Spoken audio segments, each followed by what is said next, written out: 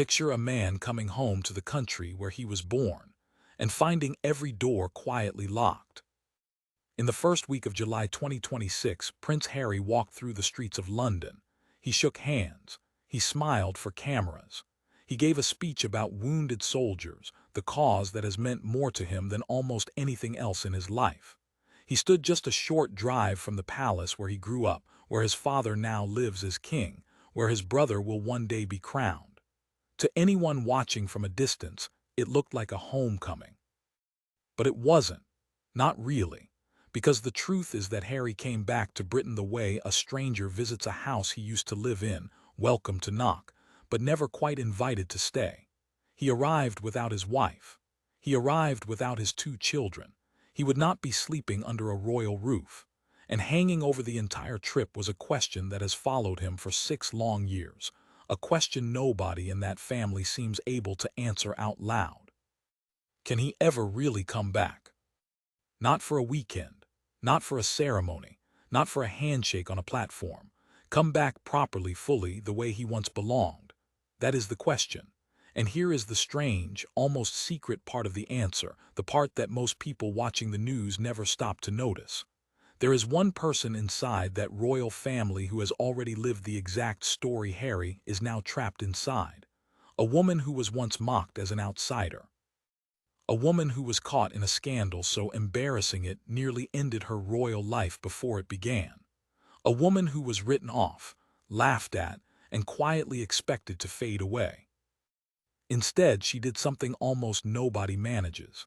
She found her way back in. She became one of the most trusted, most respected, most quietly powerful figures in the whole House of Windsor. Her name is Sophie, the Duchess of Edinburgh, and if you want to understand whether Harry's road home is open or closed, you have to understand hers first. This is the story of that road, and it begins, as so many royal stories do, with a train that Harry did not board. On the 9th of July 2026, a special locomotive was pulled up at Euston Station in central London. It was painted in bold black and gold, and across its side was a single word that has come to mean everything to Prince Harry: Invictus. The word is Latin. It means unconquered. Harry chose it more than a decade ago as the name for the sporting event he built from nothing, the Invictus Games, a competition for soldiers who came home from war broken in body but refusing to be broken in spirit. He started it in 2014 after visiting wounded American veterans, and it grew into something enormous. Today, competitors from more than 24 countries take part. For many of those men and women, Harry is not a prince. He is one of them. He sits with them. He listens. He talks about his own tour in Afghanistan. To that community, he is simply Harry, and they love him for it. So the train at Euston that morning should have been his moment. It was the official countdown, exactly 1 year until the next Invictus Games, which Britain is hosting in the city of Birmingham in the summer of 2027. Veterans gathered on the platform. Former competitors climbed aboard.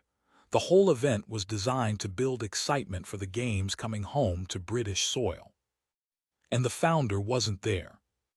Instead of unveiling the train himself, Harry left the honor to a former competitor, a television presenter who had been badly injured by a bomb in Afghanistan and who credits the Invictus Games with helping to save his life.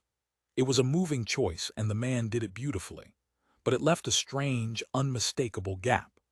The prince who created all of this, the man whose passion started the entire movement, was somewhere else in the country that day, visiting a children's hospital. Present in Britain, absent from the platform, close enough to touch the celebration, just far enough away to stay separate from it.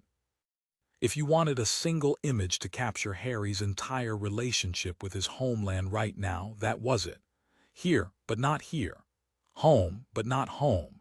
Standing at the edge of something he built, watching it move forward without him at the center. And to understand why, to really understand it, you have to look at everything he was carrying on his shoulders as he stepped off that plane and back onto British ground. Start with the courts. Only days before this visit, Harry had walked out of a British courtroom with yet another defeat. He has spent years now fighting battle after battle in the legal system, against newspapers he believes wronged him, against the government over the protection he lost. Some of these fights he has won. Many he has lost. And this latest loss, a case against a major newspaper group, landed just as he was preparing to come home, like a bruise that hadn't finished forming. Imagine flying toward a country carrying that.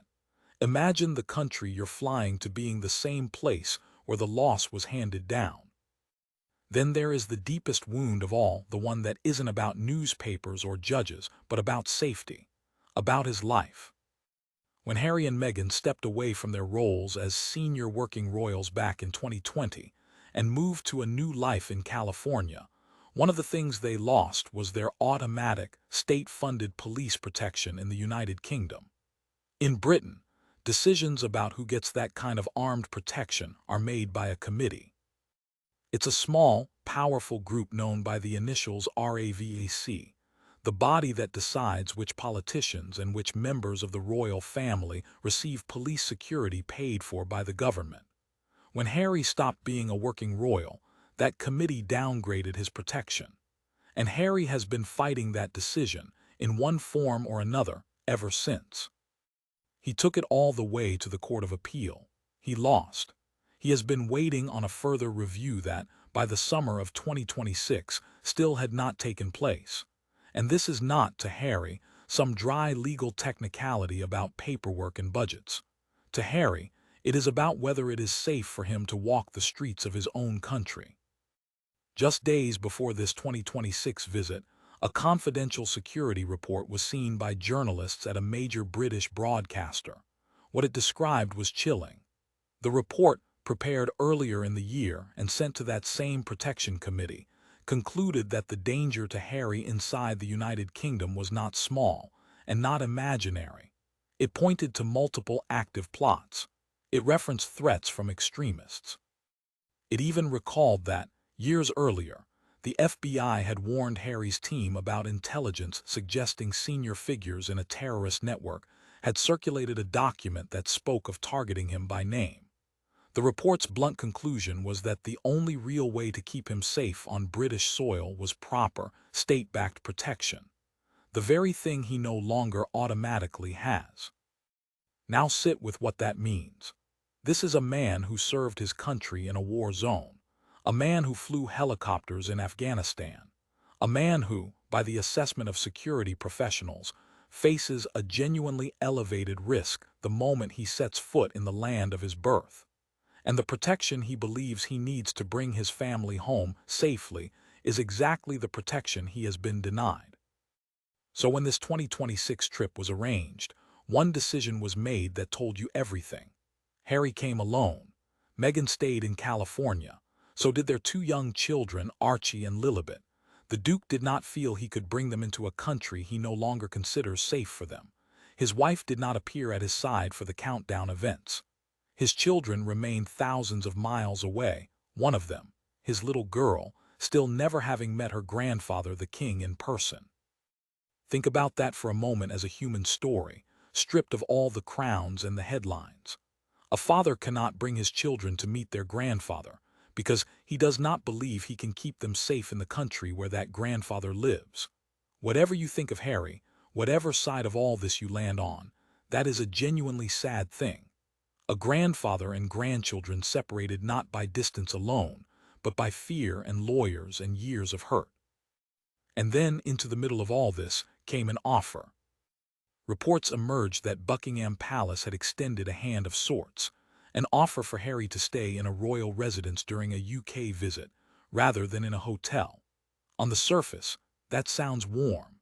It sounds like a family cracking a door open, and in some small way, perhaps it was. For a man who has spent years being told in 100 quiet ways that he no longer belongs, an offer of a royal roof over his head is not nothing. But here is where the story twists, and where you begin to see just how tangled this whole thing has become. Because Harry's own team made something very clear in response. The problem, they said, was never really about where he sleeps. A place to stay is only one small piece of keeping someone safe. Risk, they pointed out, follows the person, not the building. It doesn't matter which comfortable bed he lies down in at night if he is exposed the moment he steps out the door to actually do anything, to travel across the country, to attend events, to move through public spaces. The issue, they insisted, was never a spare bedroom.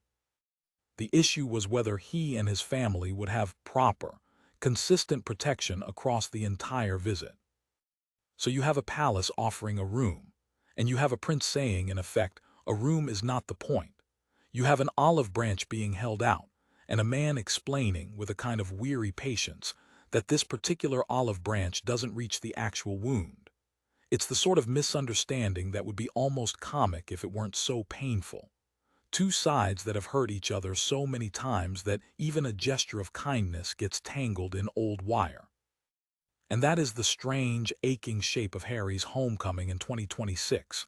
He returns to Britain and is greeted by cheering veterans who adore him, and by courtrooms that keep ruling against him. He is offered a royal bed, but not, he feels, real safety. He is close enough to the palace to see it, but sleeping somewhere else. He is home, and he is more locked out than ever. Which brings us at last back to that one question, the one nobody seems willing to answer plainly. Is there a way back in? Is the door truly bolted shut forever? Or has someone, somewhere inside those palace walls, already shown that it can be opened, if a person is willing to do the hard, humble, patient work of earning their way through it? Because there is such a person, and almost nobody talks about her in connection with Harry, even though her story is practically a map of the exact journey he would have to make. She was not born royal. She grew up in an ordinary family, in an ordinary town, and trained for an ordinary career. She fell in love with the Queen's youngest son, and when she married into the most famous family in the world, plenty of people expected her to struggle, to embarrass herself, to be quietly pushed to the margins the way outsiders so often are. Then came the scandal that nearly finished her.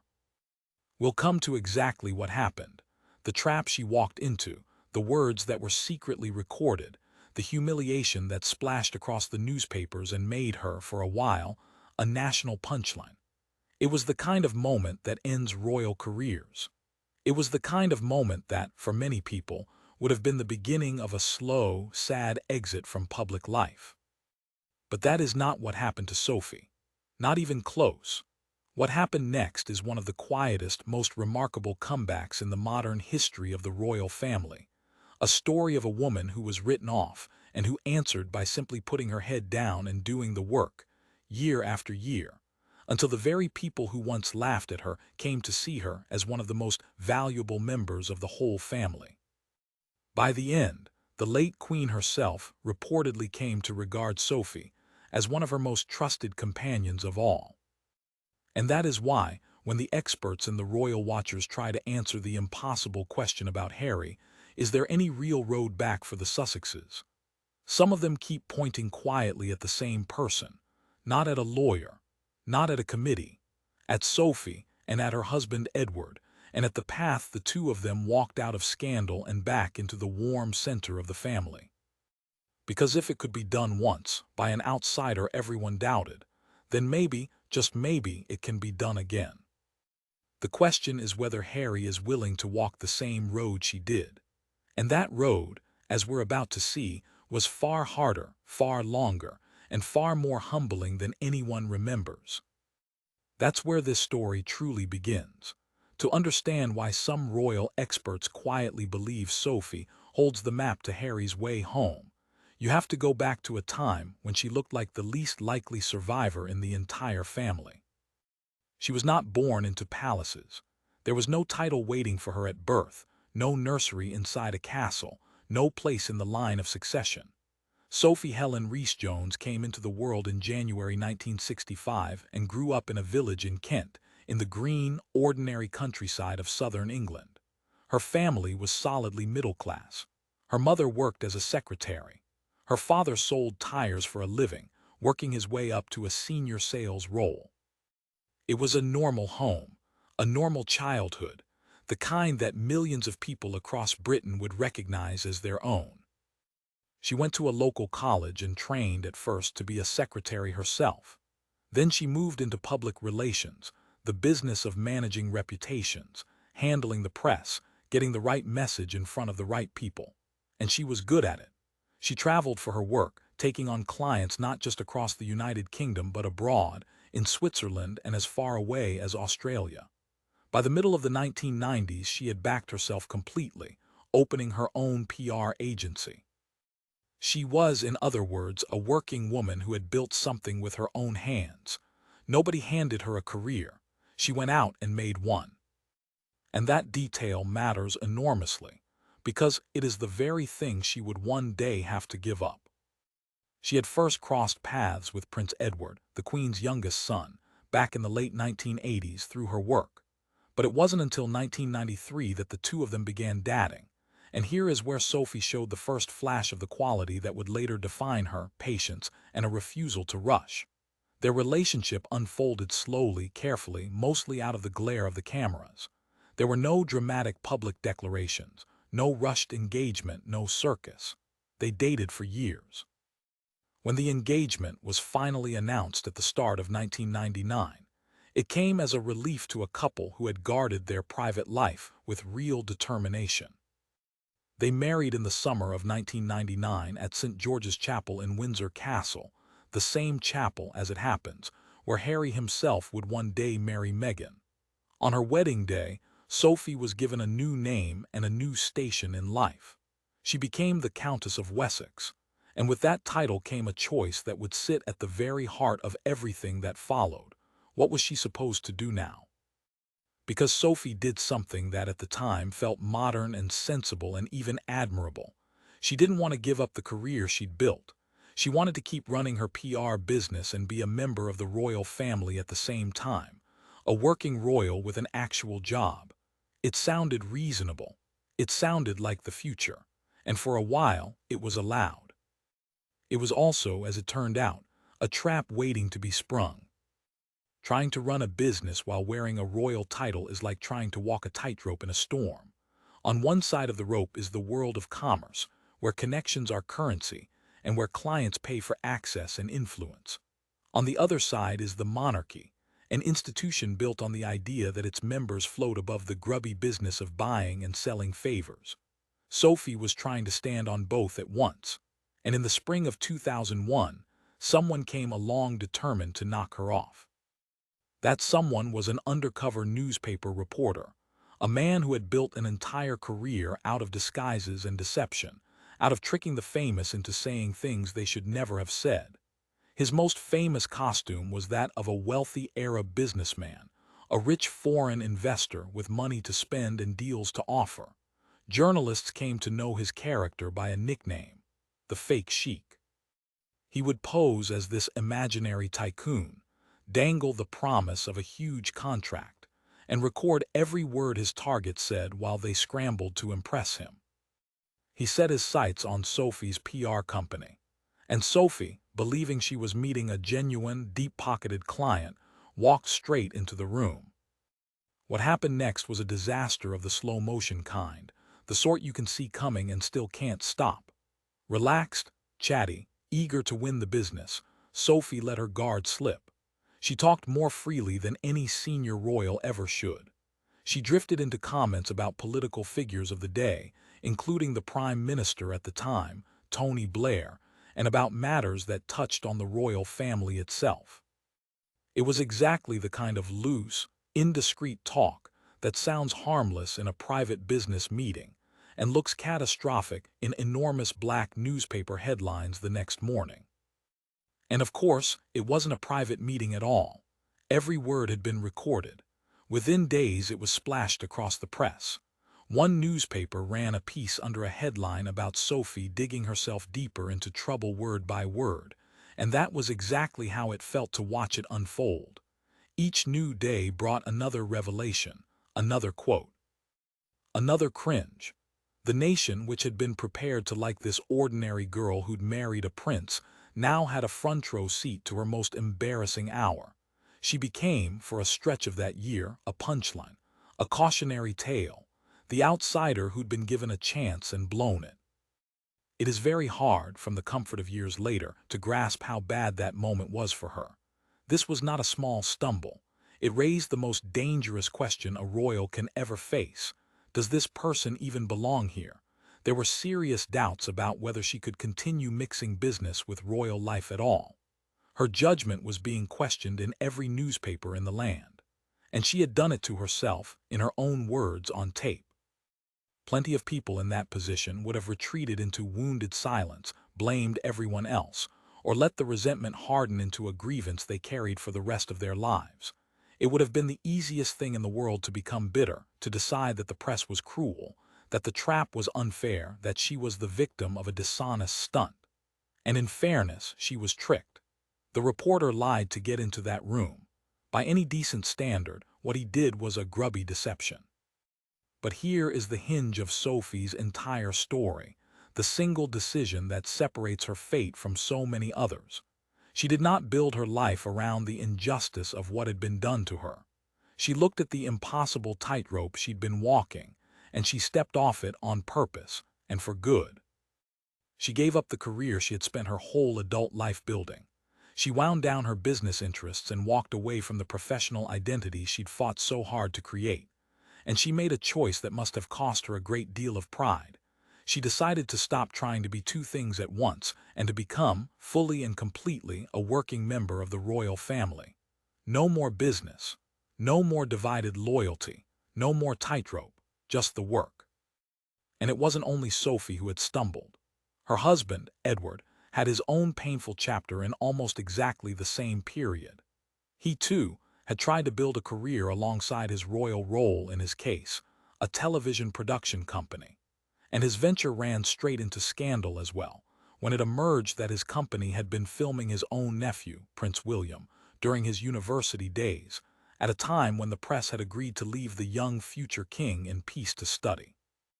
The fallout forced Edward to close the company down. So here were two people, husband and wife, both of whom had tried to have careers of their own, and both of whom had been publicly burned for it within a year or two of each other. They could have been remembered as the couple who never quite fit, the pair of failed entrepreneurs on the edge of the family, forever slightly embarrassing, forever slightly apart. That is the ending their story seemed to be heading toward at the start of the 2000s. Instead, they chose the hardest and least glamorous path available to them. They put their heads down, and they went to work.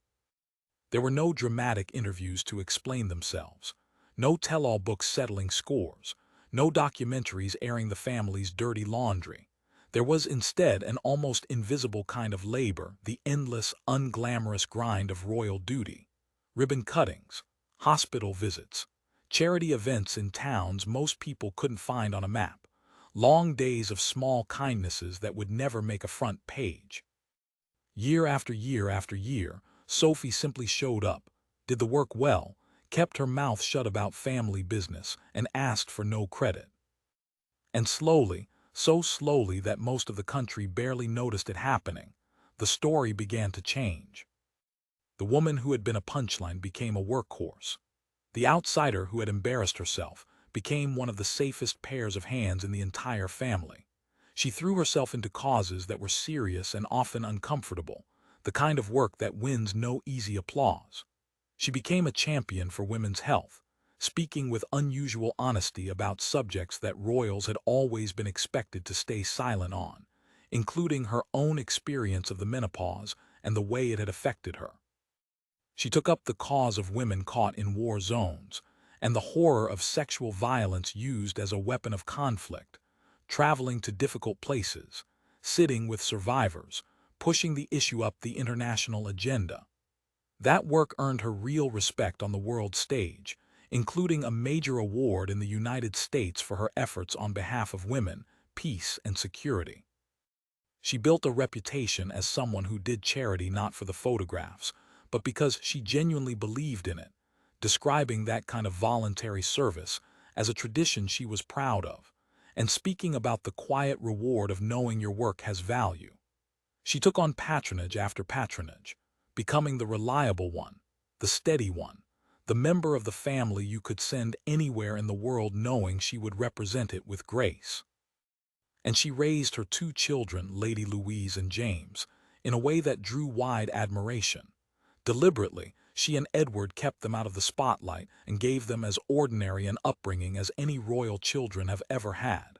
No demands for grand titles used in daily life. No pushing them into the glare. Just a quiet, grounded family, the kind that made people trust the parents even more. Somewhere along that long road, something remarkable happened. The very people who had once doubted Sophie came to rely on her.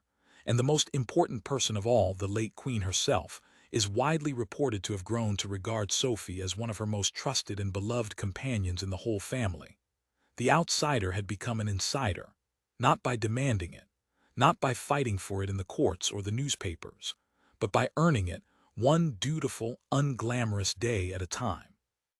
When the titles were handed out anew, when in 2023 she and Edward were given one of the most historic names in the entire royal family and became the Duke and Duchess of Edinburgh, inheriting a title once held by the late Prince Philip himself, it was more than a ceremony. It was a verdict. It was the family and the crown itself declaring in the clearest possible terms that these two people, once written off, were now trusted with one of the monarchy's most honored names. You do not hand the Edinburgh title to people you are quietly hoping will go away. You hand it to people you want at the very heart of the institution's future. Think about the full shape of that journey. A woman from an ordinary town, a self-made career she loved, a humiliating scandal that made her a national joke and raised open questions about whether she belonged at all. A husband who stumbled in almost exactly the same way at almost exactly the same time. And then, instead of bitterness, instead of exile, instead of a lifetime spent nursing the wound, a long, patient, humble climb back to the very center of the family, until the doubters fell silent and the crown itself gave them its blessing. Now hold that story up next to the man we left standing in part 1. The man locked outside the palace, carrying his courtroom defeats, unable even to bring his children home, offered a room but not, he felt, real safety. Hold Sophie's rode up against Harry's, side by side. The parallels are almost eerie. Both married into the family from the outside. Both faced a brutal public humiliation early on. Both had to reckon with the impossible question of whether their old life and their royal life could ever coexist.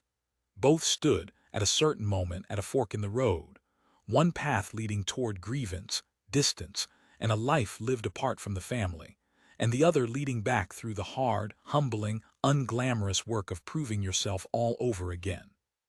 Sophie took the second path, and it led her all the way home. Which raises the question that has been building under this entire story, the question the royal watchers keep circling back to whenever they talk seriously about the Sussexes. If an outsider who was once a national punchline could climb all the way back to the warm center of the House of Windsor, could do it without a single tell-all interview, without a war in the press, without ever once treating the family as the enemy, then is her road still open? Could Harry, if he truly wanted to, walk the same path Sophie walked? Is the door she found her way through still there, waiting, unlocked? Or has too much been said, too much been broken, too many books written and too many wounds reopened, for that particular road to lead anywhere at all? That is exactly the question that some of the most serious voices in the royal world have started to ask out loud. And their answers, along with the secret meetings, the quiet peace talks, and the one hard condition that experts say Harry would have to accept before any door could open, are where this story reaches its final turn. For years, whenever people asked whether Prince Harry could ever truly come back, the answer tended to be a shrug. Too much has happened, they'd say. Too many words spoken, too many pages written, too many bridges burned. But quietly, a handful of the most serious royal watchers began offering a different answer, one built not on hope, but on precedent. And their argument came down to a single, striking idea. It has been done before, inside this very family, and the two people who did it are still standing right there as living proof. Their names, of course, are Sophie and Edward. One well-connected royal writer put it plainly. The Duke and Duchess of Edinburgh, he suggested, could point the way for Harry and Meghan, could serve as the actual template for how a couple returns to the fold after their own attempts to mix royal life with outside work ended in scandal.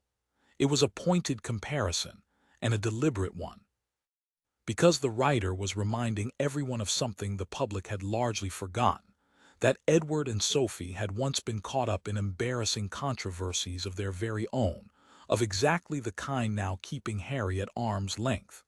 They had tried to combine business with royal duty. It had blown up in their faces, and they had found a way back anyway. So the road exists. The map has been drawn. Someone has already walked it from the humiliating bottom all the way to the honored top. That is not speculation, it is history, and it happened inside the last 25 years. But here is where the story stops being comforting and starts being hard, because the same experts who point to Sophie's road are also very clear about the toll that road demands. It is not a free pass. It is not a matter of simply saying sorry, shaking hands, and moving back in. There is a price of admission, a real one, a painful one, and it is precisely the price that Sophie paid without complaint and that Harry, so far, has not been willing to pay. The condition is this: you have to give up the other life. According to those who understand how the family works from the inside, the message to the Sussexes has been remarkably consistent. If Harry and Meghan were genuinely prepared to give up their private commercial ventures, the deals, the productions, the businesses built on their royal fame, and return fully to royal duty, they would, in fact, be welcomed back. One courtier reportedly framed it almost warmly, that they would be received again, certainly for as long as King Charles sits on the throne. The door, in other words, is not welded shut. It has a lock, and the key is a willingness to walk away from the money and the independence and the separate empire, and to become, once again, a full-time servant of the crown with nothing else pulling at your loyalty. That is precisely, what Sophie did. Remember her choice from earlier in this story. Faced with the impossible tightrope of being both a businesswoman and a royal, she stepped off it completely. She wound down her own company. She surrendered the professional identity she had spent her entire adult life building. She chose the crown over the career, fully and without hedging, and she never publicly looked back. She did not try to keep one foot in each world. She did not insist on having it both ways. She picked a side, the family's side, and then she spent 2 decades proving she meant it. That is the road, and that is the toll. Now look at where Harry actually stands. His life in California is built, in large part, on exactly the kind of independent commercial ventures the family is asking the Sussexes to set down. Television production, media deals, a public brand of their own, entirely separate from the monarchy. This is not a criticism of that life. Many people would say the couple simply built something new after feeling pushed out of the old. But it is the reason the parallel with Sophie only stretches so far. Sophie's comeback required her to let go of her separate world. Harry's separate world is now the very foundation of how he and his family live. Asking him to walk Sophie's road is asking him to give up something enormous, and so far, everything about the couple's choices suggests they are not willing to give it up. And there is a second, colder complication buried inside the expert's analysis, one that reaches beyond King Charles entirely. Because the reported message contained a warning as well as an invitation. The welcome, such as it is, was tied to the current king, and the same insiders cautioned that the next generation might not be nearly so forgiving. Prince William, when his time comes, is widely believed to be far less inclined to open the door than his father. The suggestion is stark. Whatever narrow window exists for a return, it may exist only while Charles reigns. After that, the man holding the key changes, and the new key holder may have no interest in turning it at all. So even the hopeful reading of Harry's situation comes wrapped in a ticking clock. There may be a road home. It may run exactly where Sophie's ran, but it may only be passable for a limited time, and only at a cost the Sussexes have shown no sign of being ready to pay. And yet, and this is what makes the whole story so gripping right now, in this precise moment, something has been stirring. something that, just a couple of years ago, would have seemed almost impossible. Behind the closed doors and away from the cameras, the two sides have started, very cautiously, to talk again. In the summer, senior representatives of King Charles and Prince Harry met discreetly in London. This was not a family reunion. Harry and his father were not in the room together, hugging it out. It was something smaller and in its own way more significant, their most trusted senior aides, sitting down face to face. On the king's side was his communications secretary, a senior figure who speaks for the monarch himself. On Harry's side were his own most senior communications people. They gathered at a private members' club a short walk from Buckingham Palace, quiet, discreet, deliberately low-key. There was reportedly no formal agenda, no list of demands, no grand negotiation. The purpose was simpler and, in a way, more human than that. It was to open a line of communication that had been closed for years, to get the two camps talking again at all. Insiders described it as a first step, a channel of communication opening for the first time in years. Nobody involved pretended it was a breakthrough or a peace treaty. The phrase that kept coming back was that there was a long road ahead, but that, for the first time in a very long time, there was at least a road. After years in which the loudest sounds coming from this family were accusations, memoirs, documentaries, and legal filings, the mere fact of two sets of aides quietly sharing a table felt like a genuine shift in the weather. And then, almost immediately, it was nearly wrecked. Because the meeting did not stay secret. Images of it found their way into a newspaper, and the moment those pictures were published, the fragile thing that had just been born was put at risk. Harry's team was reportedly frustrated and unhappy that the private meeting had been exposed, and firmly denied being the source of the leak. But the damage was the kind that doesn't care who caused it. The two camps, who had just taken their first tentative step toward peace, found themselves instead bickering over who had spilled the secret to the press. Commentators noted the bitter irony of it. Two sides that could barely manage to sit down together were now fighting over their own attempt to stop fighting. Any warmth generated by that quiet meeting risked being swallowed up by fresh suspicion. It is a perfect, painful snapshot of exactly how hard this reconciliation is going to be. This is a family so scarred by years of leaks and briefings and public wounds that even a genuine gesture toward peace instantly gets tangled in old fears. Trust, once shattered this thoroughly, does not come back in a single afternoon at a private club. It comes back, if it comes back at all, the way Sophie rebuilt her standing. Slowly, patiently, and only through actions repeated over years until they finally outweigh the words that did the damage. But strip away the mess of the leak, and one thing does remain, and it matters. The talking happened. The door, even if only for a moment, was pushed open a crack, and crucially, Harry himself has made his own feelings on the subject unmistakable. In an interview earlier in the year, he spoke about his family with a rawness that surprised many. He said, in plain words, that he would love reconciliation. He talked about the many disagreements between himself and members of his family. And he said something that has echoed ever since, that there was no point in continuing to fight anymore. Sit with that for a second, because it is the emotional heart of this entire story. Here is a man who has spent years in open conflict with his relatives, in the courts, in a memoir, in interviews, in a documentary. And here he is, saying out loud that he is tired of the fighting, that he wants peace, that whatever the arguments have been, he'd rather they were over. Whatever you think of the choices that got him here, that is not the voice of a man who wants the estrangement to be permanent. That is the voice of a son who misses his family. So where does that leave everything as it all stands now? Pull the whole picture together, and you're left with a portrait of a moment perfectly, agonizingly balanced on a knife's edge. On one side of the scale sits every reason for hope. There is a proven road back, Sophie's road, walked successfully inside this very family within living memory. There is a reported message that the Sussexes would be welcomed home if they were prepared to return fully to royal life. There are the first quiet aide-level talks in years. And there is Harry himself, openly saying he wants the fighting to end, that he'd love to reconcile. And on the other side of the scale sits every reason for doubt.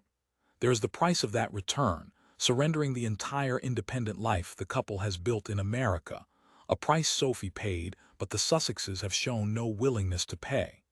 There is the security wound, still open and unresolved, keeping Harry from even bringing his children to meet their grandfather. There is the ticking clock of a welcome tied to King Charles's reign, with a far less forgiving heir waiting in the wings. And there is the raw, hair-trigger mistrust that saw a single leaked photograph nearly blow apart the first fragile peace talks in years. Which is why the fake, tidy, dramatic answer, the kind of answer a lesser story would give you, the sort of headline that promises someone dramatically slammed the door and settled it forever, is simply not true. Nobody has proved Harry's return will never happen, and nobody has proved it will. The honest truth, the one the evidence actually supports, is stranger and more compelling than any slammed door. The way back genuinely exists. It has a name. It has a map. It was walked, all the way, by a woman everyone once wrote off. The road home is real.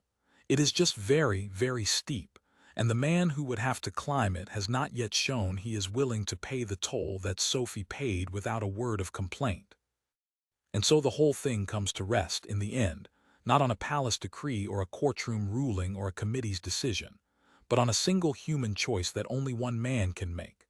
Sophie stood at that same fork in the road a quarter of a century ago, the humiliated outsider, doubted by everyone, with one path leading toward grievance and distance and a separate life, and the other leading back through years of hard, humble, unglamorous work to the very heart of the family. She chose the second path. She gave up her other world, and it carried her all the way home until the doubters went quiet and the crown itself handed her one of its most honored names. The road is still there. It has not closed. The only question left, the one no expert, no aid, no headline, and no palace can answer, is whether Harry will ever decide to walk it. That choice belongs to him alone, and until he makes it, the door to his old life stays exactly where it has always been. Not locked shut, not thrown open, but resting quietly on its hinges, waiting to see whether the son who says he's tired of fighting will finally do the one hard thing that could bring him home.